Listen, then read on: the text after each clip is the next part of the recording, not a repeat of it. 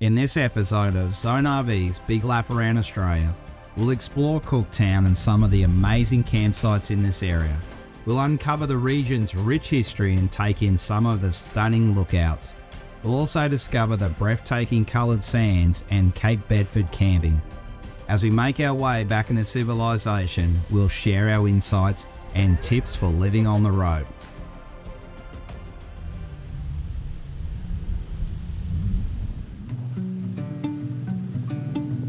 After returning to the East Coast in the last episode, we spent some time in Cooktown, exploring some of the region's best campsites. We started our adventure at Rossville Retreat Campground, a beautiful spot nestled beneath Cooktown's famous Black Mountains. After a few long days of driving, it was nice to relax at this campsite, surrounded by greenery, with no red dust in sight. The next day, we drove into Cooktown to check out some of the town's stunning sights and learnt more about its remarkable history. Our first stop was the Cooktown Museum. I have to say, one of Queensland's best, home to many artefacts from the exploration days and Captain James Cook's visit to the region.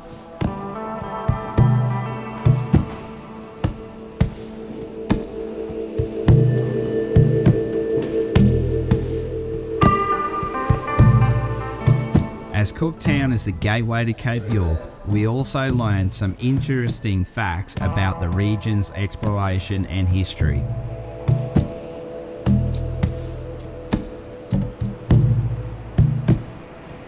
Alright, well here we are in Cooktown and we're looking at the Endeavour anchor. How good is that to be an Aussie, to see that Captain Cook when he first came here and they dropped that? It's just amazing. So it's been really nice to actually look around the whole town today, spend a bit of time in the community, just seeing what's happening here. There's lots of history, lots of really iconic spots to look, the lookout. We're going to go for a cruise along the Endeavour River tonight. So just amazing to think of what it must have been like back when those guys came along and explored the rest of the world and ended up here in Australia. So thankful that we got the opportunity to come and look at this today, and just gives you a really good understanding of some of our history, and it's nice, and they've done an excellent, exceptional job here of showing and highlighting this. It's amazing. So I encourage all of you, come and have a look here when you get to Cooktown. We spent a bit more time learning about Cooktown's fascinating history and exploring some of the Indigenous artefacts before taking a drive out to a few of Cooktown's best lookouts. Alright, well we're heading up to the top of the lookout here on Cooktown's famous hill. It's where Captain Cook looked out and was having a bit of a think about how he was going to fix the Endeavour and how he was going to get through these times. So pretty cool, can't wait to have a look. Oh wow, that's amazing, beautiful view, cracking day. Looks amazing, and just in front of us we've got the mountains right to the water. So it's just a really unique, cool part of Australia. So can't wait to get up and have a look. We made our way to the Grassy Hill, one of Cooktown's best lookouts, which offers a 360-degree view of Cooktown, the Endeavour River and the Great Barrier Reef.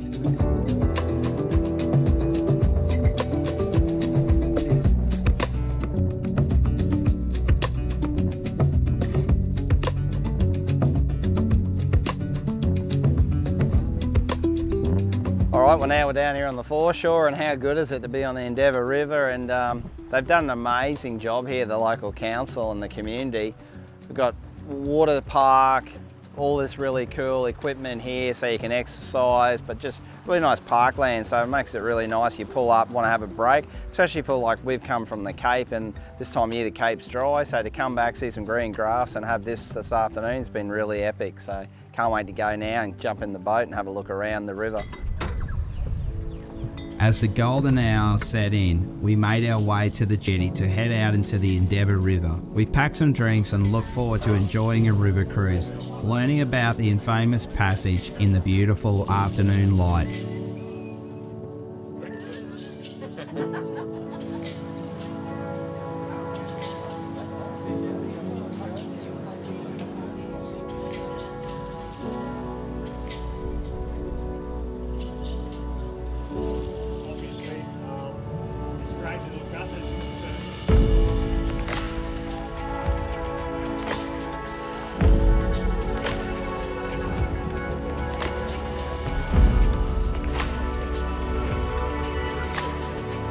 After the sun set, we navigated through a maze of smaller creeks, enjoying some drinks and gourmet cheeses from the region.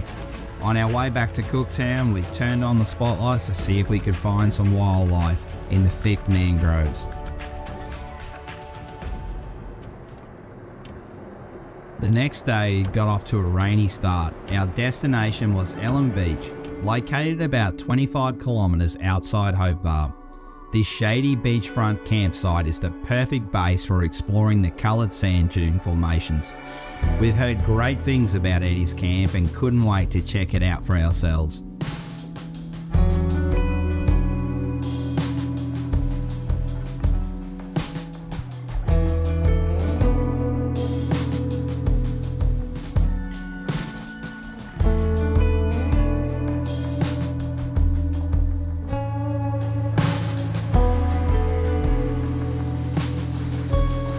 When we arrived at the campground, we unhooked the vans, set up the awnings and got the Starlink connected so some of us could get some work done.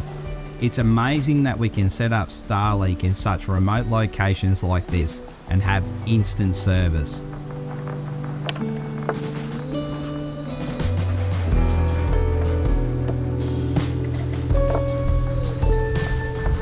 Alright, well, we've just arrived here at Elim Beach and this is Eddie's camp. Eddie's since passed away, but it's just a cool spot. I've always wanted to come here.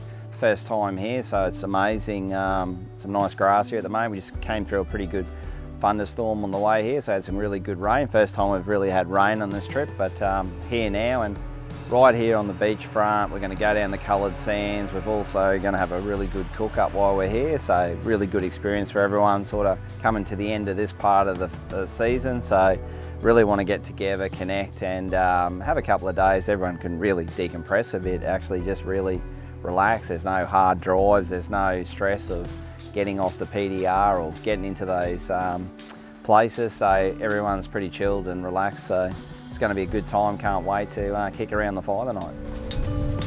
Cover that part.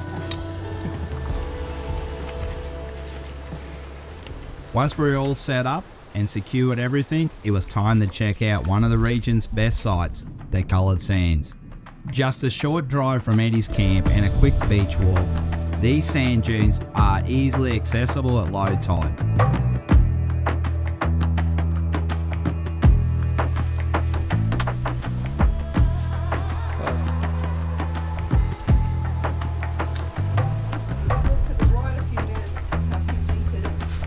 The climb up the chains was a bit tough on the legs, but we knew the views would be well worth it. That's a walking stick. Once we reached the top, we were rewarded with such stunning 360-degree views over Cape Bedford. Get down!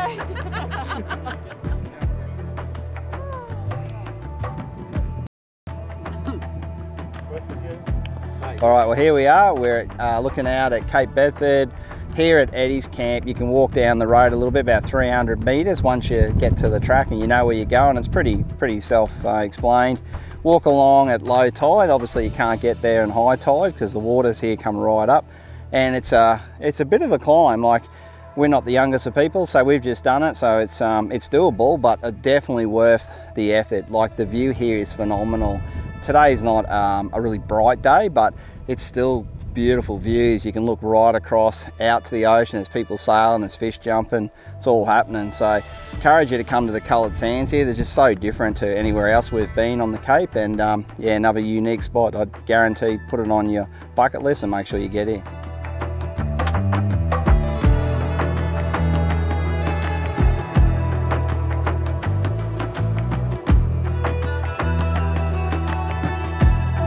We stayed a bit longer to take in the breathtaking views over Cape Bedford and the beautiful beach. On our way back down to the beach, we discovered a large sand dune and made the descent much easier. Elim Beach and the coloured sands truly blew us away with the beauty and serenity, and I definitely recommend anybody passing through this region, this is a must do. Then it was time for us to make our way back to Cairns. On our way south, we passed the stunning Black Mountains, a site unique to Cooktown. So yeah, it's such an amazing format here, the way that the rocks have been put there. So however it happened, it's amazing, looks phenomenal. And we just wanted to close in this bottom end of the Cape. It's been so good to be in the Cape the last 4.5 weeks. We've seen from the highlights of touching the tip to being back down here and seeing all these iconic spots. I just encourage everyone, come and see them. It's just such a worthwhile thing. It's good to pull over, get some of the unique background stories, but also just to take in that beauty. So again, unbelievable how that's there, and why that's there is just mind-blowing. But anyway, see you down the road a bit further as we head down towards Mossman. After 4 weeks of exploring the Cape, we left the peninsula behind with great memories as we crossed back over to the tropical North Queensland.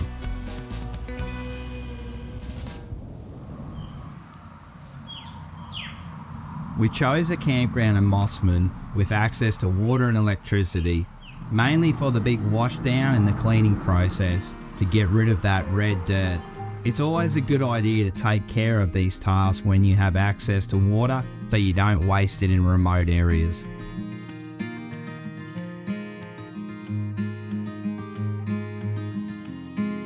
All right, well here we go. Now, a lot of times we don't get Elisa to talk on camera, but today we will. So today's a really interesting topic we want to have a look at. A lot of people have been asking us in the background. It's about, obviously you and I are living on the road full time at the moment, so just talking about washing. You've obviously done some cleaning and stuff along the way, and so have I, but you a lot more because you're very studious on that area. You love things being kept clean. So what's some of the challenges? Obviously we just come from the Cape, so red dust, red dirt all over us, having a shower every night. Takes a bit of a challenge to clean, doesn't it?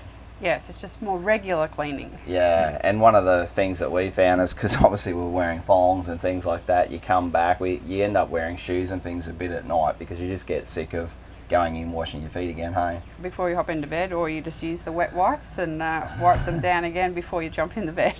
Yeah, because it's crazy, like even though you can have a shower and everything, what we were finding is, particularly like me, I'd go out, say good day to someone, talk to someone, come back in. Your feet then you'd still have to wash, even though you'd had a shower and everything, okay? Yeah. We use muck mats and that, so I think they made a big difference, didn't they? Yes, but probably not so much in the dusty areas. Yeah, we so ended up not using them on the steps. Yeah, because they're really good in sand and things like that, but one of the challenges was, hey, we had to take them off. We have them on our steps generally, but we took them off because obviously once you hit the dust roads, you feel them. Yep. And you don't want that in our experience. So they're made to take on and off, so I don't know. That to me changed a bit how they work, wasn't it?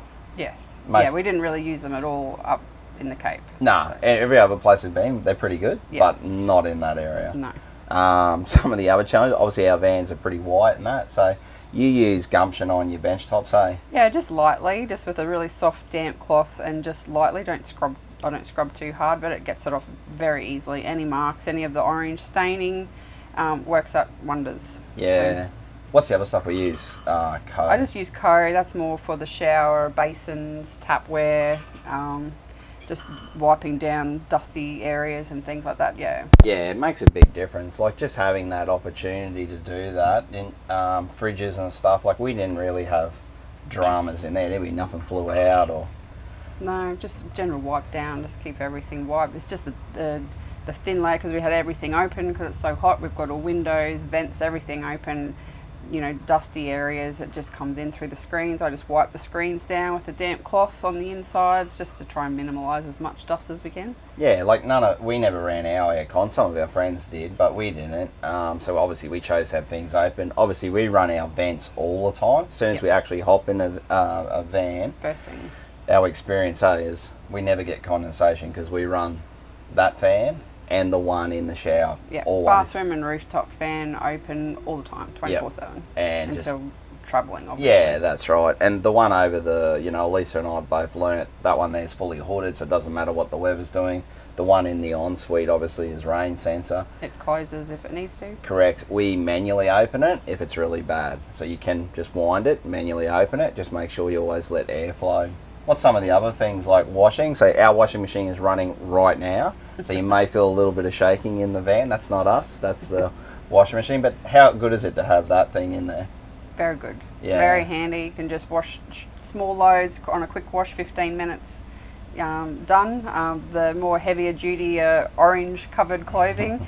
There is a longer wash that's about 46 minutes. Yeah. And yeah, great. Try to do it when we've got water source, or if we're leaving a particular area and we know we can fill or wash before we leave, and just hang it out around in the van while we travel until we get to the next place and then hang it out. Yeah, some good advice there. Like, one of the best things we've learned is basically when you're leaving, hey, empty your water tanks as much as you can, so it's a lot of the travel. Again, can't always do that, but as much as we could. And we would generally wash every probably 3 days. Yeah. Would you say that's probably right? Yeah. Yep. And don't let it get too far out on you, I'd reckon. Smaller loads I find washes better in the washing machine. So they say to use a wool wash, just because it's a low sudsy detergent. Yeah.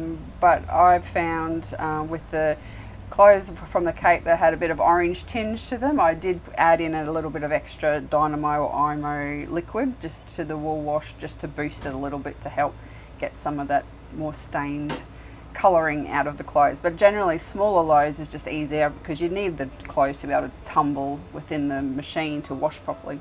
Yeah, and you mightn't hear it, but in the background that washing just finished, so then Alyssa and I can hang it out. We also have a zone manufactured clothesline that's portable, goes in your cater, which slides in your sail track outside, and you can hang it off your awning. That's good, eh? Like, we use that all the time. All the time, and then we have a second one that we use for bigger wash days when we've got more than clothes to hang than fits on that one line. Yeah, I think the other thing too is what we've learnt, towels. Like, in a caravan, it's challenging sometimes to air your towels, eh? So we try and air them outside as much as we can. Yep. We try and use lighter weight, probably towels, I'd call them. A thinner cotton. Sort of like this sort of stuff. Well, that's waffle towel, but you can get thinner cotton towels still, but they're just a thinner cotton. You have to do away with the luxurious thick cotton plush bath towels. Yeah, but I mean, that's part of being on the road, and that's fine.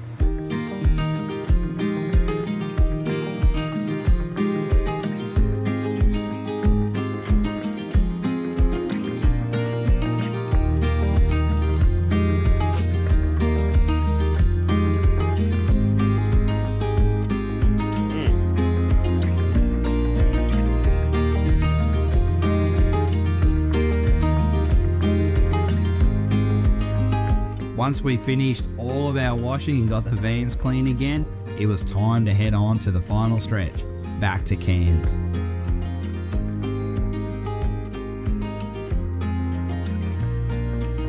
Alright, well, we just come down from Mossman and we're headed along the ocean here, right on the edge. Beautiful drive. Favourite part of finishing off back towards Cairns is coming past the waterfront here. Cracking day, not a actual cloud in the sky, so have a look at the vans. Pete's has got the good Cape York badge, so when we get back to Cairns, obviously massive clean-up job, but just want to say thanks to the whole team for allowing us to get away and do this and shoot this film. Been amazing. Vehicles performed excellent, the vans have gone well. You know, we've had little things along the way, but in general we've had a really good run. Beautiful weather the whole time, had rain maybe 2 days out of the whole trip. Just want to encourage everyone, this is a must-do bucket list trip.